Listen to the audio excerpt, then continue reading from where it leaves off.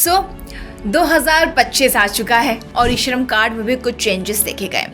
अभी मजा आएगा ना भिड़ो। इस बार के बजट अनाउंसमेंट में गिग वर्कर्स के लिए काफी कुछ सोचा गया है। कुछ नए अनाउंसमेंट किए गए हैं, कुछ बहुत सारी चीजें उन्हें प्रोवाइड की गई है। वो सारी चीजें क्या क्या है और आप कैसे ई श्रम कार्ड का फायदा उठा सकते हैं, आज का वीडियो उसी पर है। तो वीडियो में एंड तक बने रहिएगा और मुझे बिना स्किप करे देखना।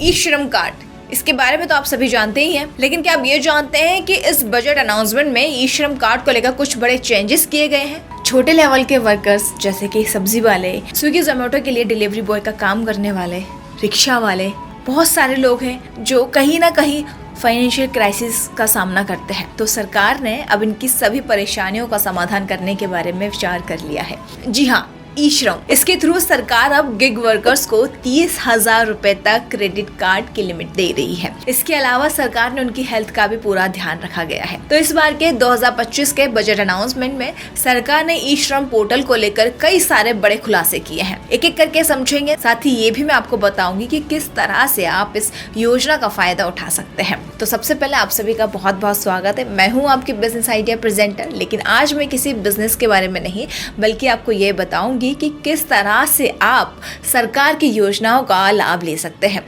साथ ही ये भी बताऊं कि आप उन्हें कैसे अप्लाई करें और किन किन चीजों की जरूरत पड़ेगी। तो वीडियो को बिना स्किप करें एंड तक जरूर देखिएगा। तो चलिए शुरू करते हैं। तो सबसे बड़ा जो अनाउंसमेंट था वो था 1 करोड़ गिग वर्कर्स का ई श्रम पोर्टल पर रजिस्ट्रेशन होना, जो कि कई हद तक सही भी है। अगर सरकार चाह रही है कि वो आपकी हर तरह से मदद करे, तो सरकार को पता भी होना चाहिए कि उनके देश में कितने लोग गिग वर्कर्स हैं। तो इसके लिए ये एक पहला और बहुत अच्छा कदम है जब सरकार आपके पास आई है कि आप हमें बताइए कि आप किस तरह का काम कर रहे हैं जिससे हम आपकी मदद कर पाए। अगर आप इस पोर्टल पर अपना रजिस्ट्रेशन कराते हैं तो ऑनलाइन प्लेटफॉर्म पर काम करने वाले वर्कर्स को आइडेंटिटी कार्ड दिया जाएगा। और इतना ही नहीं, अगर आप ऐसा करते तो आपकी सोशल सिक्योरिटी का भी एक प्लान बनाने की तैयारी की जा रही है। अब ये सवाल तो नहीं आ रहा कि गिग वर्कर्स एक्चुअल में होता क्या है, तो चलो ये भी मैं आपको बता देती हूँ। गिग वर्कर्स वो होते हैं जो फ्रीलांसिंग मोड पर काम करते हैं, जो किसी एक कंपनी के साथ परमानेंट जॉब नहीं करते बल्कि मल्टीपल प्लेटफॉर्म पर काम करते हैं। ये वर्कर्स जो फ्रीलांसर होते हैं उनका रिकॉग्नाइजेशन होना जरूरी है और इसीलिए गवर्नमेंट ने उन्हें ई श्रम पोर्टल पर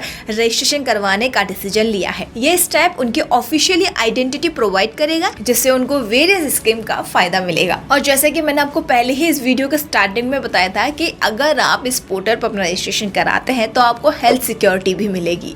तो एक नजर उस पर भी डाल देते कि उसका फायदा आप कैसे ले सकते हैं। गवर्नमेंट ने ये अनाउंसमेंट किया है कि जो 1 करोड़ गिग वर्कर्स हैं ई श्रम पोर्टल पर रजिस्ट्रेशन करेंगे तो उन्हें PMJAY प्रधानमंत्री जन आयोग योजना के अंदर हेल्थ कवरेज भी मिलेगा। इसका मतलब है कि उन्हें फ्री हेल्थ इंश्योरेंस दिया जाएगा, जिसमें उन सभी के मेडिकल एक्सपेंसेस कवर होंगे। और हाँ, एक और इम्पोर्टेंट अनाउंसमेंट किया गया है जिसमें आपको UPI लिंक क्रेडिट कार्ड दिया जाएगा। है ना मजे की बात। तो चलिए एक नजर इस पे भी डाल देते हैं। गवर्नमेंट ने ये कहा है कि गिग वर्कर्स को 30,000 रुपए का UPI लिंक क्रेडिट कार्ड दिया जाएगा, जिससे उनकी फाइनेंशियल नीड को सपोर्ट किया जा सके। ये कार्ड उनको इजीली एसेसिबल क्रेडिट देगा, साथ ही उनकी फाइनेंशियल सिक्योरिटी को भी बूस्ट करेगा। अब थोड़ा डिटेल में समझ लेते हैं कि गिग वर्कर्स होते कौन हैं। गिग वर्कर्स वो होते हैं जो फ्रीलांसिंग या टेम्परेरी काम करते हैं। ये वो वर्कर्स हैं जो उबर, स्विगी, जोमेटो या किसी भी ऑनलाइन प्लेटफॉर्म के लिए काम करते हैं, लेकिन उनका एक परमानेंट एम्प्लॉयर नहीं होता।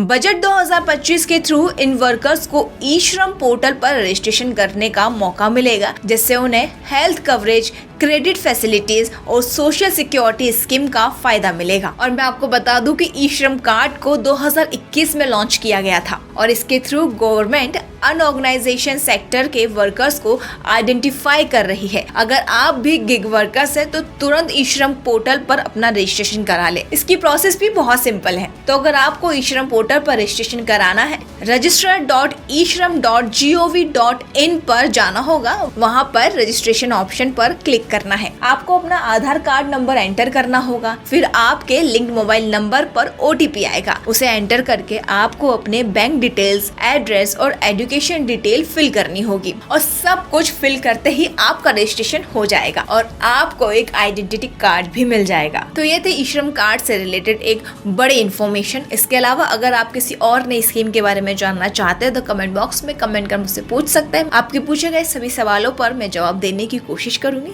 फिलहाल मुझे एंड तक देखने के लिए दिल से शुक्रिया। आई होप आप सभी खुश होंगे, तंदुरुस्त होंगे, अपने आसपास वालों का ऐसा ही ख्याल रखिएगा। Thank you so much.